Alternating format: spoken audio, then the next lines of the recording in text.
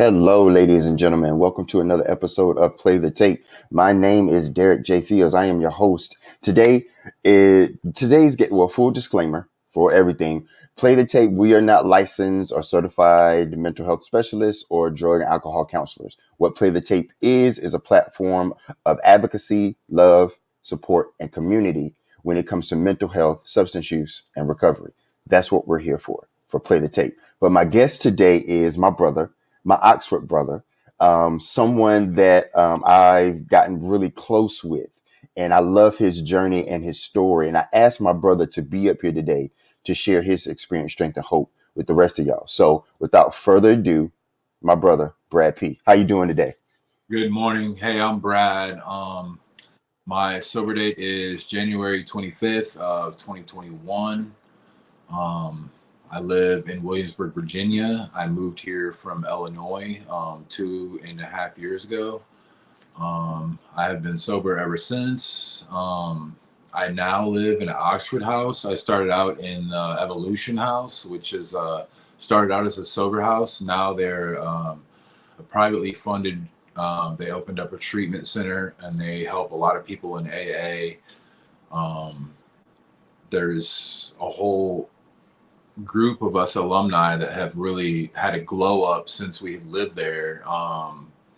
And there's some of the original people that came through. There's about 5 or 6 of us that have stayed sober the whole time. After we had came out of there, a lot of people some of them are running their own businesses now. Some of them are managers at stores. Our lives have really changed since coming into the Evolution House, which really helped me in the beginning. I since transitioned into an Oxford house, which is where I reside now.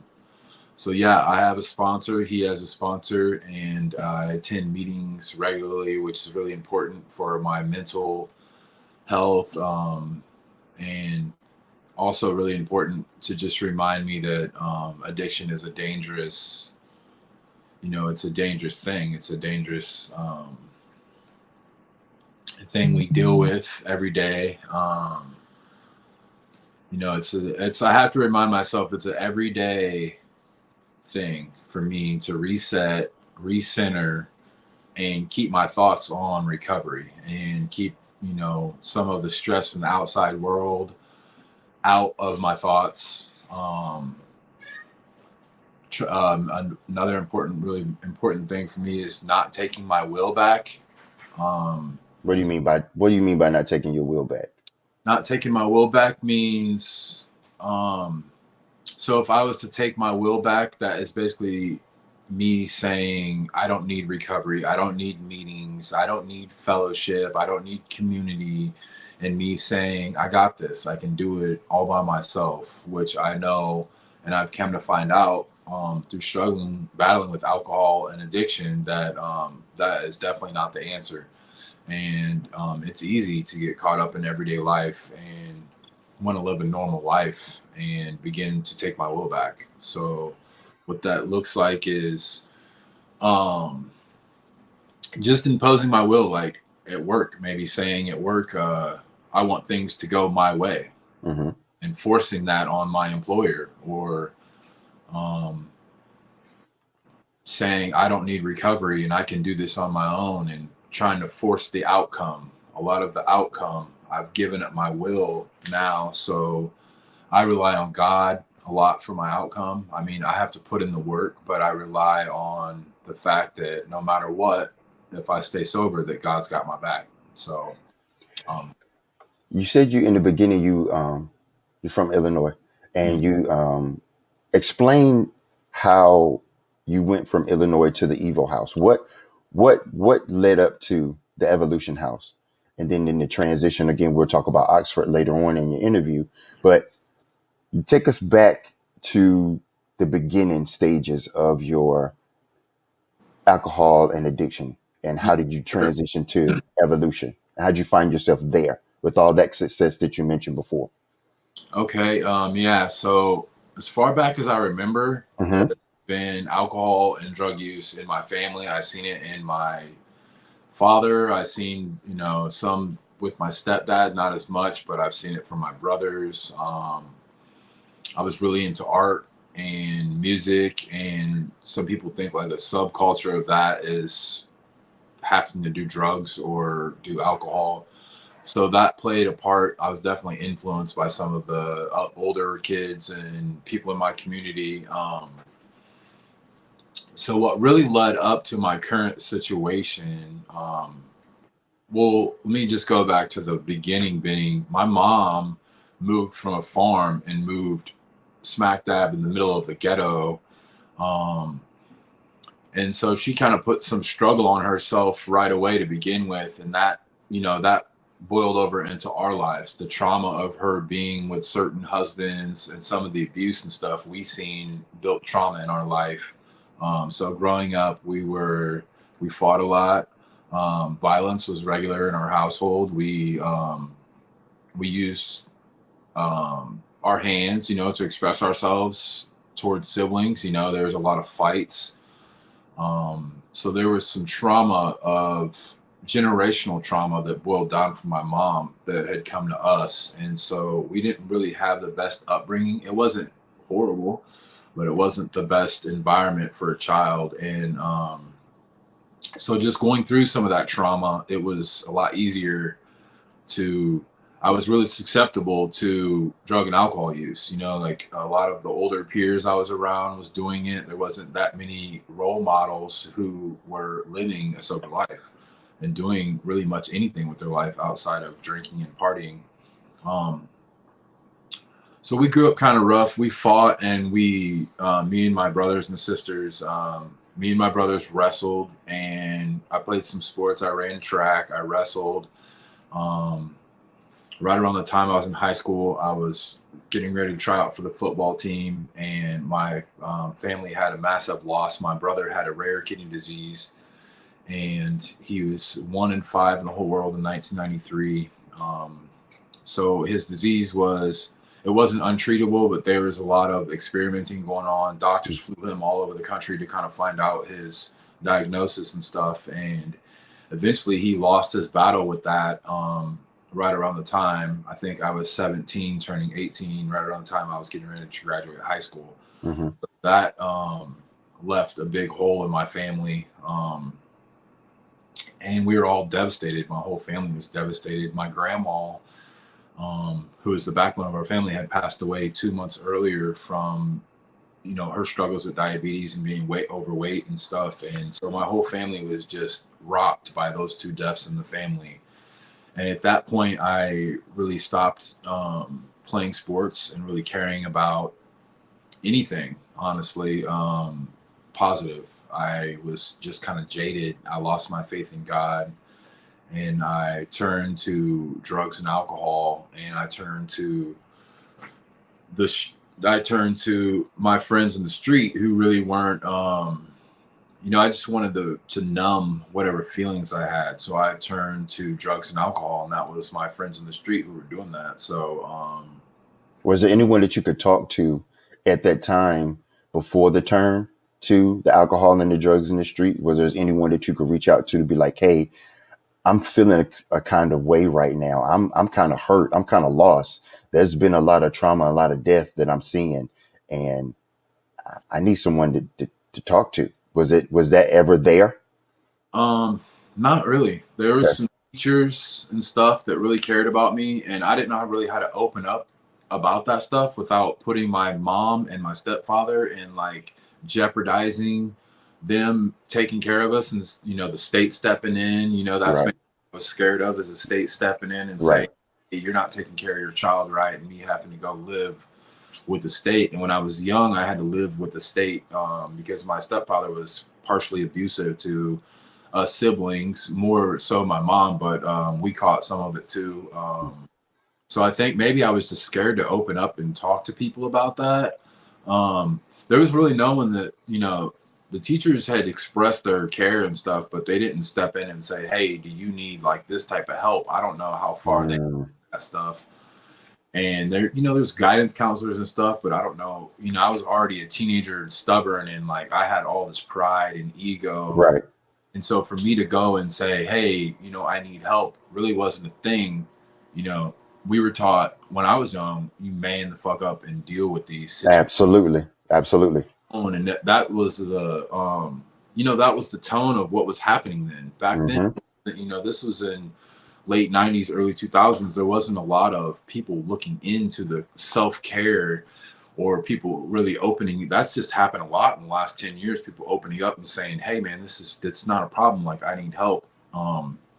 That really wasn't the vibe back then, like you kind of held in your emotions and dealt with it. You're taught to be tough and really not speak about all that with other men or stuff like that. Like that was the culture back then. There really wasn't that much recovery in my area in the rural Midwest.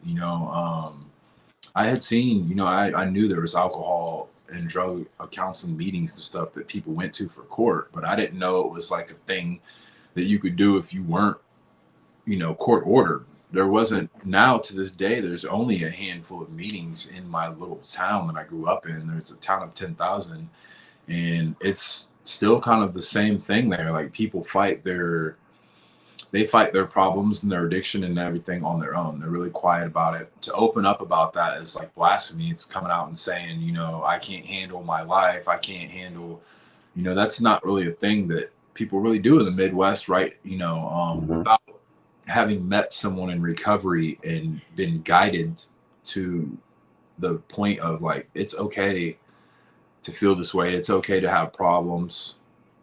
And a lot of people that do it back home are court ordered. So it would have been really, um, I think maybe just fear of like being moved out of my house or, being taken away from my family. Some of that probably was in the back of my mind. There's people that helped and honestly was self-medicating with marijuana and alcohol. Um, my escape from all that was just movies or my BMX bike. Like, my activities, I would go hard on those. And after my brother died, I kind of lost my way with a lot of things. And my addiction and my recovery, to deal with a lot of that trauma, I started fighting people. Um, and so a lot of my anger, I would take out on people who would come at me. A lot of people, I'm mixed, and there's not really many mixed people back home where I live. I think there's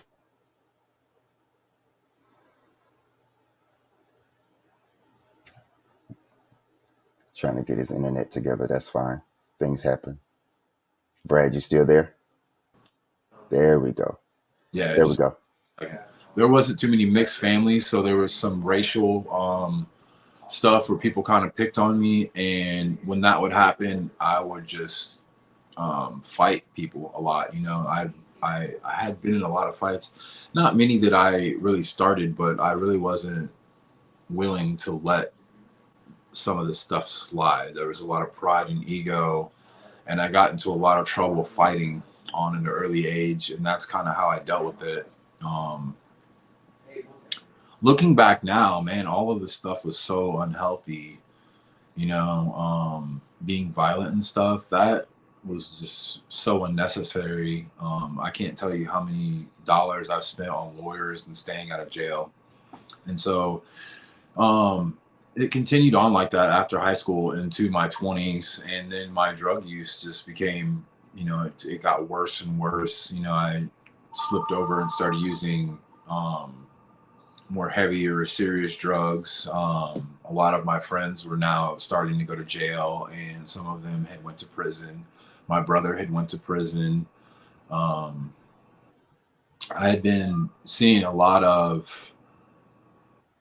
was a lot of turmoil and stuff coming. This is, a couple years around that time, a lot of friends were dying from car accidents, which, were stemming from alcohol, country cruising, and just being wasted and drinking and driving. There's a handful of people that had died from drug use. Um, and so it was a really chaotic and crazy time. right after high school, and I really self-medicated through a lot of that. And a lot of it, my parents were on the right track. They had stopped using drugs and alcohol and really stopped partying. They were on the right track, but I'm really kind of noticing that now that Mm-hmm. they had moved away from their violent past and all this stuff, and they were starting to heal, and they were wanting me, they're telling me, this is what you do, this is, this, you need to do this and stick to your job, and like all this stuff's important. But I really wasn't trying to hear that at the point in time, because I'm like, this, you guys used to fight and do all this stuff and throwing all this past trauma at them whenever they were trying to help me, Mm-hmm.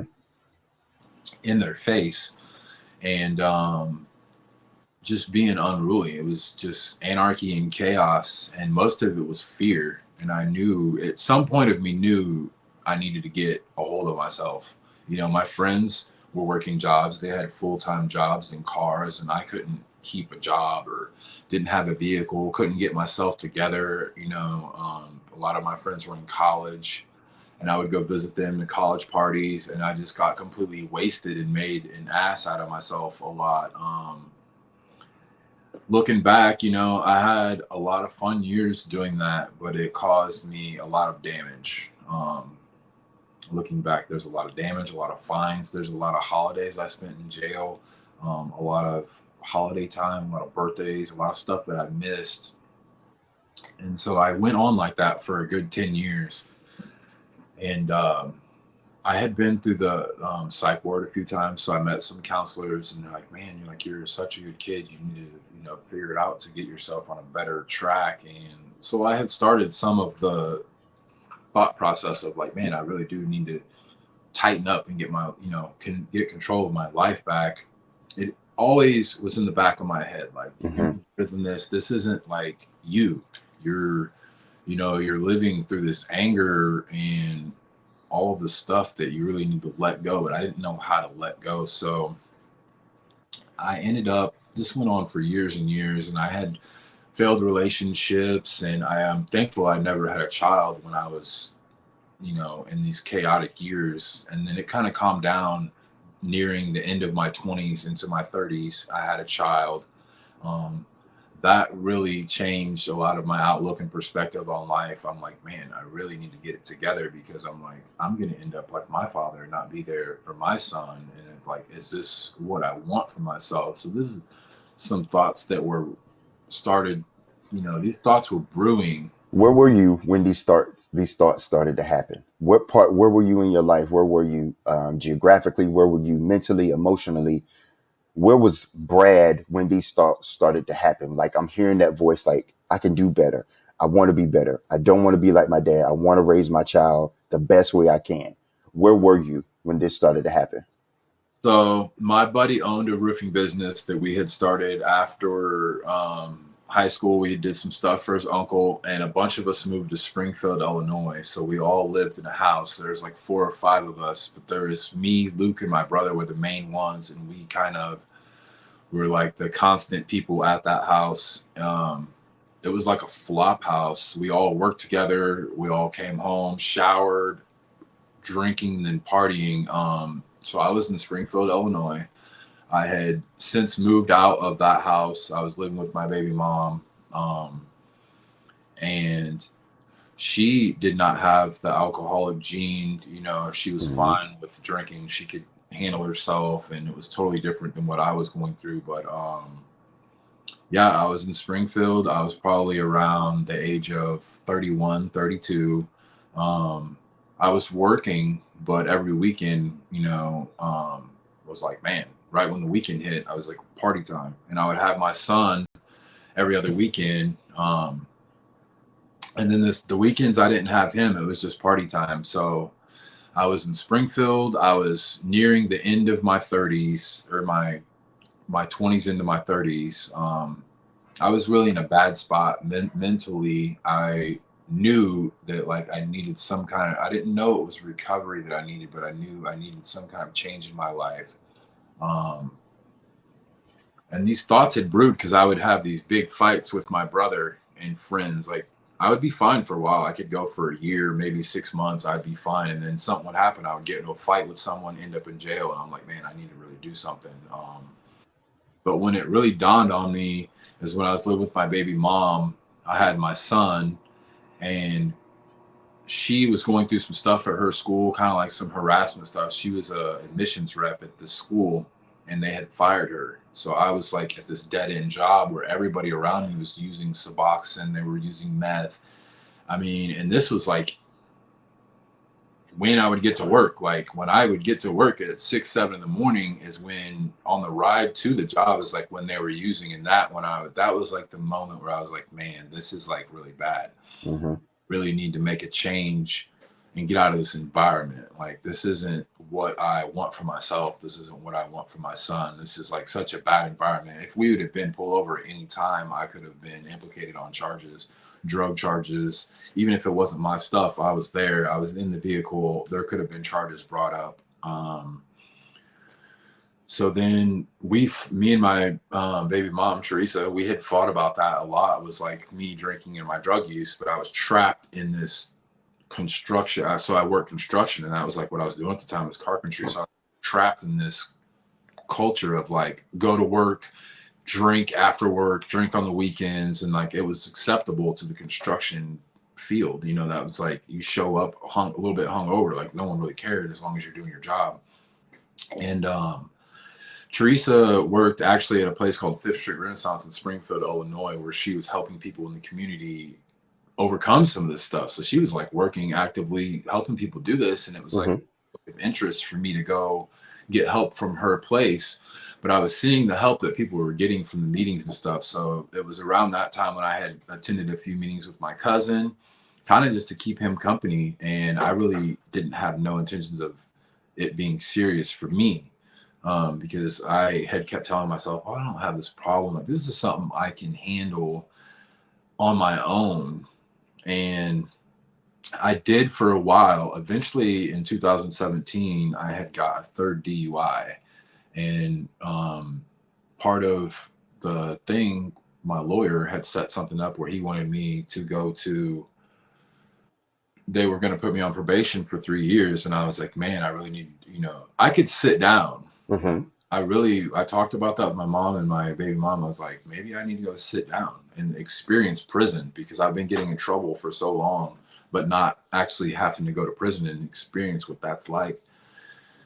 And so I asked my probation officer, hey man, what, um, I asked my lawyer, I was like, how many months would I do if I just took the charge and went to prison? And he said 6 months. I ended up going to do that at the last minute, and I went to prison. That's the choice I made, and I ended up going for 9 months. And it was really an eye opener, being locked up, being alone, not having. I had a few visits and a few letters, but man, you're alone in there with your thoughts, and it was really bad. It was really humbling. A lot of good came from it, but it was really a bad place to be mentally, physically. Exercise was one thing that got me through that. And luckily I just know how to navigate institutions like that. Like I just, I stayed to myself. I didn't really mess with too many people. I kept my head on what my goal is, and that's getting out, staying away from violence, because you can really get wrapped up in some stuff if you're not careful. Right. So when I got out of there, I went to a homeless shelter, and that was for a month and a half. The third day I got a job doing construction. I was doing really good. After a month and a half, I had got my own apartment on the nice side of town, had had a room for my son, and was starting to get my son again. And I was using marijuana at the time. My drinking was minimal. And I'm just telling myself this was all right. So then my boss was showing signs of like drug use, and he had been away from the drugs. So even though I was doing good, there was a thin line between me staying where I was at and me slipping back into my old behavior.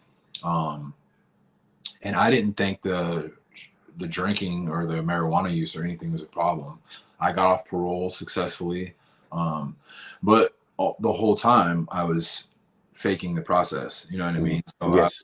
taking drinks to pass piss tests, telling my probation officer I can't piss this time. I was like making up excuses and skating by the freaking thin hairs on my head. Um, and somehow that worked for that time. And my boss was showing signs of drug use, and he had come to work and was just more and more aggressive. And I'm like, what's, this guy was so nice before, there's something happening. And so that situation kind of blew up. He was wanting us to do stuff that was like really dangerous for us and being up on these high buildings without being tied off. And I'm like, man, I really didn't, this isn't something I signed up for. So we had a falling out, and then that created just an opening. And my girlfriend at the time, it was a really toxic relationship, a lot of fighting and arguing. She was like, well, why don't you move in my house? And I had moved in there, and all we did was fight, because the insecurities, a lot of fear of me not wanting to stop drinking, a lot of extra, outside stuff, women coming into my my inbox, my DMs and stuff, just like unhealthy stuff for a relationship. And I wasn't being an adult about the situation. I really wasn't ready for this relationship that I thought I was, and I took that responsibility. But when ultimately I wasn't ready for this, and I put it on myself too fast, and that blew up. So I had moved back in with my brother, where there was just like a lot of active addiction and alcohol use, around again. And I had moved out of Springfield, and then I moved back to Springfield with my brother, and it was like a flop house. The same stuff that I had went through before: loud music till 3 a.m, fights happening in the next room, me waking up out of bed, going out there and getting into these fights with people I barely knew. My brother, towards the end, so we were living together, my plan was to move out. And so he was being extra hard on me because he thought that would help motivate me moving out. And one thing was like, I didn't mind doing the dishes. This is kind of some of what blew up the situation. So he's like, you do the dishes. And I'm like, that's fine, like 3 or 4 days a week. But he wanted me to do the dishes 99% of the time. He would make these big meals, leave this mess, and we would fight about it. And then that's really the only thing we fought about, was that drugs, the last of the drugs. Like, oh, I gave you some drugs yesterday, you don't want to share with me today, stuff like that. And that's really bad when you get to that point. You're like, what am I doing? You know what I mean? I'm like, Mm-hmm. I'm crumbs with these other guys. You know what I mean? Like, this is what it came to: sitting in a room, isolated, just a few couple people staring at each other and just using drugs. Like, it was not fun anymore at that point. So my brother come home drunk from work one day, was like, do these dishes. And I was like, dude, I'm good, man. You already said my son can't visit this weekend, that you have a party going on. I'm like, why would I do the dishes so you can like have this party, bro? And that's insane to me. It's not gonna happen. And he was like, basically, like, you can do the dishes or you can get the F out. So I was like, who's gonna put me out, bro? Is it gonna be you? And I was like, if you want to fight, bro, like, I'm gonna go hard on you, bro, because you put me in a situation right now where my heart is like so heavy on how you've been treating me. Like, I just don't care. Like, I'm gonna go ham on you if we fight. And he come back. He left the house for like 30 minutes and came back with the cops. And I was like, what, bro? Like, you call the cops on me because you threatened to fight me? And so a few of my friends had seen like this stuff on my Facebook. My posts are getting worse and worse. My pictures of like party with these random people. And they called me and they're like, what are you doing with yourself, man? Like, what's going on over there, bro? Like, where is Brad Powell? Like, the Brad Powell we knew, that we graduated high school with, that we thought would like move on and do bigger, better things. And I'm like, bro, I have no idea where that person is. And I had some long talks with a couple friends that really were really important in my life. My friend Zach Clark in Texas, my friend Joey Ryan out here in Virginia. And Joey had told me about him going through a sober house and Mm-hmm. I seen him, he was managing this pizza place. He was doing really good. He had a vehicle. He was clean. His clothes were new. Like, he was really getting himself together. Joey now has coming up on 4 years, I believe, if not. Awesome. Awesome. And he was like, I get on the phone, man. I got these people that run a sober house. You should talk to them and see if you qualify. So I got on the phone told him this story, you know, and I broke down and started crying because at that point I had hit my bottom, my rock bottom, and I was really ready to make a change in my life. Like I felt that with all of my core. I didn't know how to do it with power bills and all these different bills that were stacked up. Like I couldn't move to a new apartment and do it that way.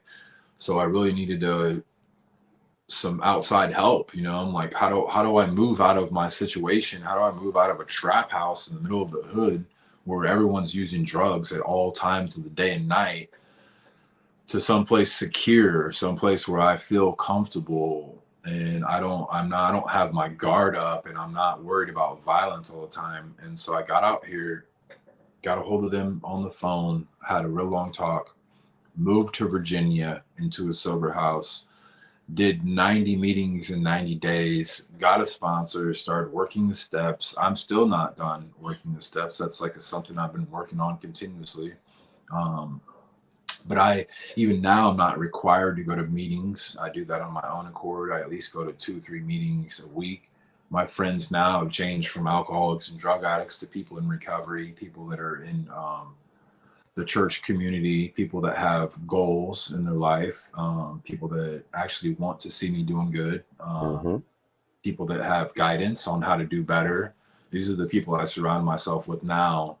Um, it's just so important to surround yourself with like-minded people that have your best interest in mind. Um, I had a lot of fair weather friends, you know, that I thought were really good friends. There's a handful of friends I still talk to from home, but a lot of them I didn't. I was using and drinking with them, and out, you know, when I started getting sober, those people kind of just slipped away. Right. They didn't want to be, you know, there wasn't a fun party no more. So we really didn't have nothing in common outside of that.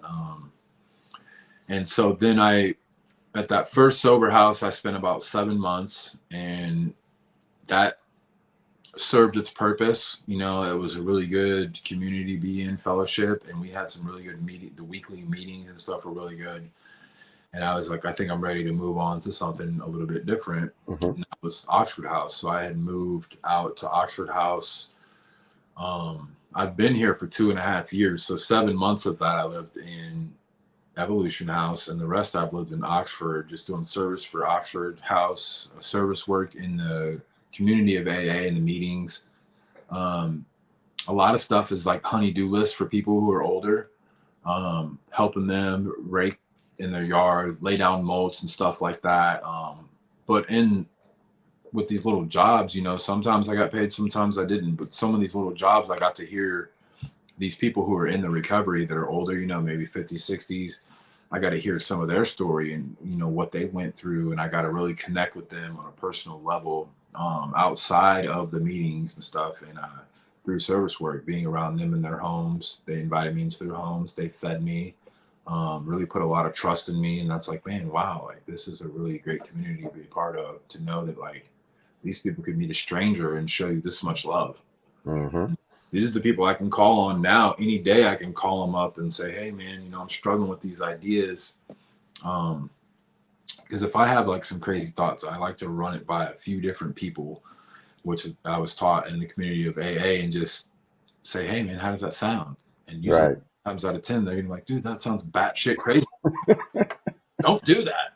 Do not do that. Like you need to call someone else and get their opinion, and I will. And it's like, the popular opinion is like, bro, you're really in your head and you really are going through some wild thoughts. And like, how do you tame those wild thoughts? I go right back to the meetings and think about this and apply what I hear and learn in the meetings to my emotional distress and what I'm going through. And every time I go to a meeting, all the stress and everything just melts away.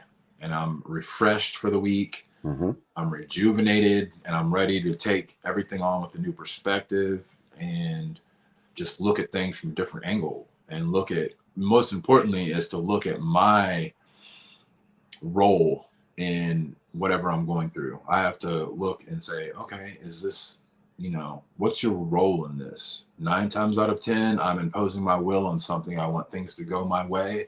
I'm trying to force my way on everything around me instead of accepting God's will Mm-hmm. thing what will be happen. I can't control these things. And when I give up that fight and let the stuff around me happen as it should, as it's going to, everything goes really smoothly. And You, I am very honored to hear your story. I'm very, because I've been around you and I've gotten small glimpses and snippets of your story, and to hear your story the way you told it, full transparency, being vulnerable, coming from your heart and your spirit and your soul. I got a question. Is there any part of you right now, the Brad I'm talking to, will let anything come and affect his recovery right now? um no. I mean, the only thing I could think of that might falter my recovery right now is maybe like a death of a loved one. But I'm really solid right now. I mean, I can't say for sure if I will ever drink or use again. I mean, I know I have thoughts, fleeting thoughts every now and then of like alcohol and stuff. Um, at this point, I can't see myself going back to alcohol or drugs. Hmm. But I can't, I don't want to, I can't say for sure that that's never something that could happen. Right. But you have a lot of different now, instead of going, that's your first initial thing, coping, you have a lot of tools, a lot of resources that you can call upon before you even pick up or even having to go there. You have a lot of things in place for yourself. Right. Well, I mean, I understand what you're saying. Like, I just didn't want to say I'm good, Right, right. I'm healed, I'm cured. This is an everyday battle for me. I always have to check myself, Hmm. up with my daily affirmations and stuff, and be like, okay, like I don't ever get a big head and say I'm okay, this is good, I'm recovered. So I can't really guarantee that I'll never go back out. But right now, I'm armed with the tools. I have people I can call that will rush over here and talk to me about this. I have people I can call and come pick me up. I have so many tools now that I don't see myself going back out anytime soon. I also, I'm working as a peer now, so I'm trying to work in recovery and stay in and around recovery people. That's really important for my recovery. Weren't you going to school for that earlier? It was. I was. So now I'm done. I have a certificate and Hmm. waiting on to take the test for the state, which I just now put the thing in. Um, Yeah. I just put the inquiry in, so like I'll get some paperwork back, and there'll be a time I set up a time to where I can take my state board, and after I get my state board certification, then I can bill as a contractor, and then it's like official. Uh, Awesome, bro. yeah, Awesome, bro. Congratulations for that. And everything that you and your successes, even learning through your failures and your losses. I yeah. still want to say congratulations and a tip of the cap to you, bro. You're very inspiring. Your whole story. I wouldn't change anything in the way that it's happened. I mean, some of the stuff that's happened has been like just like really emotional stuff, but honestly, it all led me to this one point, and that's like right now I feel great, man. My life is coming together. I'm working on my credit. I don't worry about work. It works good. I don't worry about any of that. Everything's coming together. My life feels full again. I have purpose within the recovery community. I stay active with church, as much as physically possible outside of work. And I feel really solid right now. I'm excited to see where recovery is going to take me in the future. Just even the meeting the people. Like I love, Right. people watching and hearing these stories, and I get to do all of that at a meeting. You get to hear these stories of other people and insight to their life, professionals, doctors, lawyers, dentists, and it really does something to you when you come to understand that you're not alone. There's people Hmm. of all walks of life that are affected by alcoholism and addiction. So um, it's We really got, a blessing. yeah, absolutely. I was going to ask you that. You seem like you are right now today, because it's for us, it is a day at a time. Sometimes it's a moment at a time, a minute at a time, where you just have to be like, okay, like you said, what role am I playing? Am I trying to take my will back? Am I trying to force things to happen? Let me just take a breath, take a moment, If I have resources, I need to use them. Pick up the phone, go to a meeting, read some literature. We got 15 minutes. I wanted to talk about what is the process of, you talked about evolution, you talk about Oxford, and you're in Oxford now, and I've been in Oxford. What is that process of Oxford sober living home? Could you explain that a little bit? Yeah. The process. So like we're I think level one. Hmm. I'm not too sure about some of the like more particular stuff, but just Oxford is a sober house, and you have to call and just ask if they have room, and then you basically have an interview, and after the interview, they the group in the house kind of decides. So it is um, a democracy, Hmm. democratic process. So like we all vote on everything. There's no leader. Everybody votes on what happens in the house. Um, there's people that take leadership roles within the house. There's a comptroller, a treasurer, a president, a chore coordinator, and all these people help the process, but no one person governs. So everything is voted on. If you're accepted in, I mean, you have to fit the criteria. You have to, have been through some alcoholism or addiction and have a need to be here. It's not like a boarding house where you just move in for cheap rent. So if you have the need and you're a fit here, and we decide that in a meeting, um, and so once you do like, what's it called? So we sit in our meeting and you basically have an interview. And if you're accepted, you move in and you basically work a job, you pay rent, but the reason this works is you're held accountable to stay sober, accountable to do your chores, accountable to live like an adult. So everybody through that democratic process, once a week we say, hey man, how are you doing, like what's your progress, and have you did your chores, are you working, are you paying rent? And you basically, through living with these other people, kind of learn how to live as an adult again, because most people had been living so messed up that the basic needs they don't do, you know what I mean? Hmm. Like I heard somebody tell me that their sponsor had told them, you shower once a day, make sure you brush your teeth twice a day. And I remember in active use, I didn't brush my teeth twice a day. Sometimes it'd be 3 days, like it only takes 48 hours for plaque to start building up on your teeth, which is really important. A lot of people, when they move in, they've kind of forgot this stuff of how to live, or maybe their family was never really living like that, but you're held accountable to basically do your daily chores and your basic stuff. And you have a house meeting once a week, you have a chapter meeting monthly, and you go over your dues and talk about all of that. Um, Part of the probationary period, you have to go to so many meetings and so many days. And that's designed because even if someone doesn't think they need recovery, there might be something inside of one of these meetings that's shared by somebody else that they hear, and it That part. just boom, like a light Yeah. off, and they're like, man, this is exactly where I belong. Hearing another person share their problems really does something to people inside, you know what I mean? It really opens them up to the thought of, I do have a problem and I am just like these other people. And that's the magic of the meetings, is hearing other people's story and identifying with their struggles, the turmoil they went through, all the stuff they went through. When you identify this stuff with your life and what you've went through, um, it really just says, it really just, then people kind of figure out, hey, I'm in the right place, I'm on the right path, this is like the right group for me. And eventually they open up. If they do eventually open up, something magical happens after a while, and then they figure out, man, this is great, like this is what I've needed. I have a sense of community, and they get to do and help people, and they start to open up. I've seen people come in and be really quiet, and then after a couple of meetings they open up more and more and more.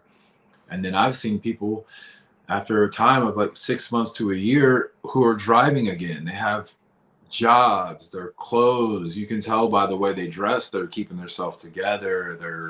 They call you on the phone, they're doing service work, they're helping other people. So this process is magical in the way that it works because I mean, really the only thing is just admitting you have a problem and Hmm.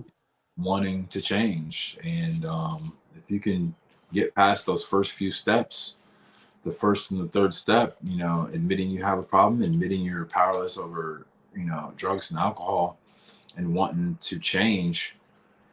Once you open up and share that, and share your vulnerability with that, and open up to other people about that, and your mind's open to that idea of maybe I can't do this by myself. Something goes off inside of you, and you it doesn't matter if you don't want to change or you do want to change. Some of the stuff you can't take back, like you can't unhear it. Once you hear it, it sets off, boom, like man, somebody Yeah. might hear something they didn't want to hear. I'm an alcoholic, I'm an addict. That voice is in the back of their head even when they go back out and use or drink again. So some people, I've seen people come and go. Some people don't last that long. Some people tell themselves they're not worthy of living a good life. Some people are um, unwilling to open up and share their problems. Some people have problems that need to be addressed by a therapist, but the people who do, um, so the people who do open up and that are ready to make a change, I have seen just phenomenal changes in a year.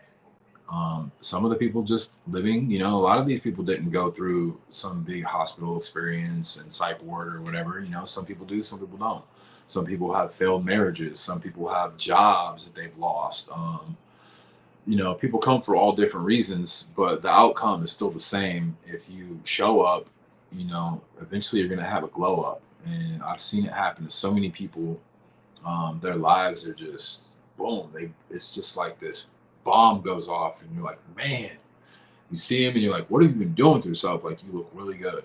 You look really good, and you can see the change in their eyes. You can see the change in their body language. You can see the change.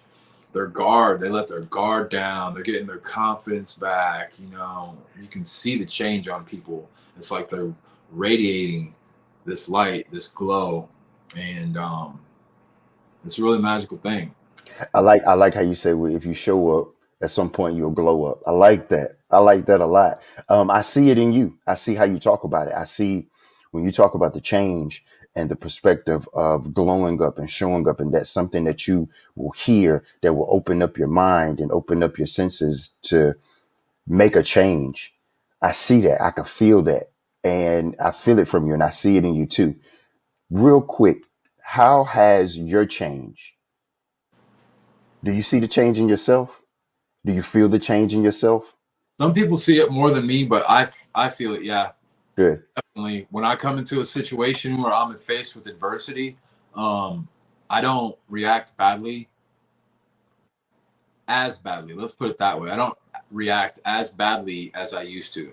Now I'm able to step out of the situation, think about it before I speak, and choose my reaction. As before, it was an automatic combative response. So um, yeah, I've definitely seen it in myself. My son, I mean, he's 7 years old. He's seen it. My mom has seen it. People just talking to me on the phone, old friends and people, they're like, I don't know if you know, but I can definitely hear some change. There's some education, some spiritual Yeah, education. I mean, I don't hear it as much as they do, but they're like, we can tell, and it's definitely a thing, and they're all rooting for me. Since coming into the rooms of AA and living sober, I've gotten a lot of relationships back, good. lost through miscommunication and discord. Um, I've apologized for some of the stuff that's happened, and those relationships of the good ones, they've returned, and now I have an open. Um, we talk a lot. I talk a lot with my mom, my sister, my family, my brother. A lot of my old friends that kind of stepped away from me because I was making a lot of bad choices when they had a family and stuff to worry about. They weren't worried about what I was doing. But yeah, man, since a lot has changed, I feel good.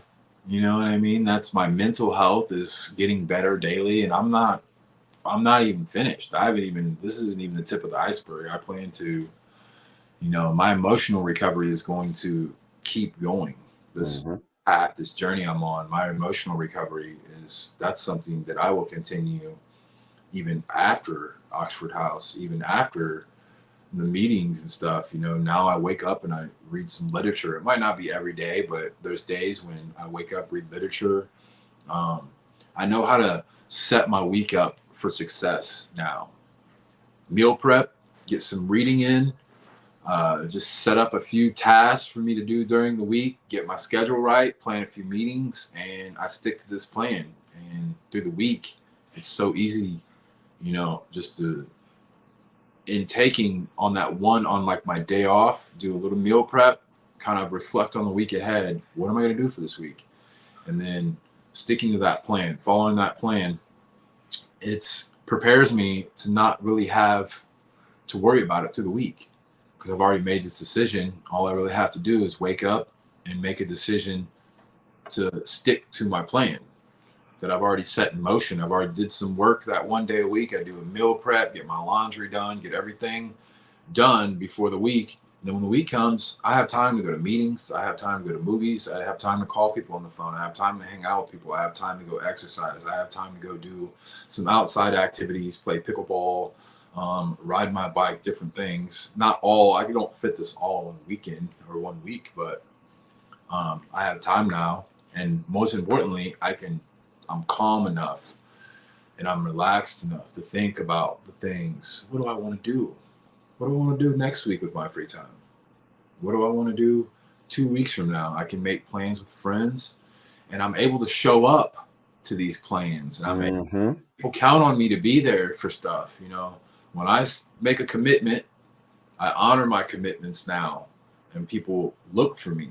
Hey, man, we know you're going to be there. And it's never, as long as I'm sober, this community is where I'm going to be, you know? Yeah, I do. And listen, I want to say thank you again, my brother, for your story, your testimony, your words of encouragement, your experience, strength, and hope, and everything that you said.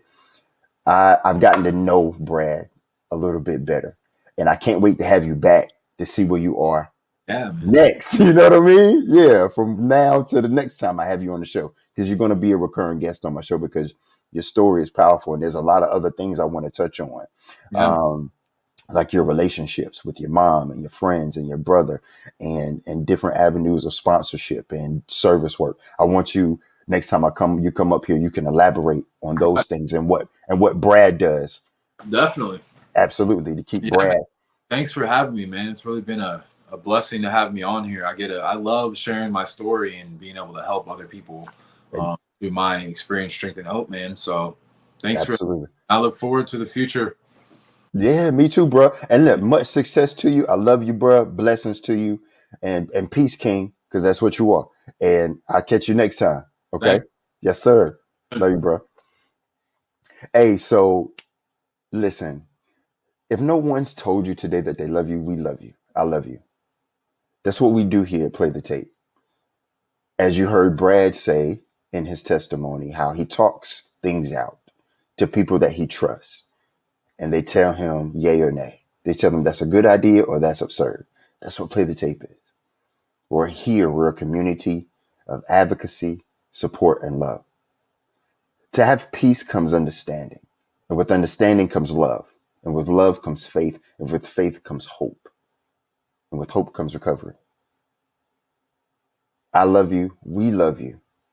Until next time, this is Play the Tape. I am your host, Derek J. Fields. Peace.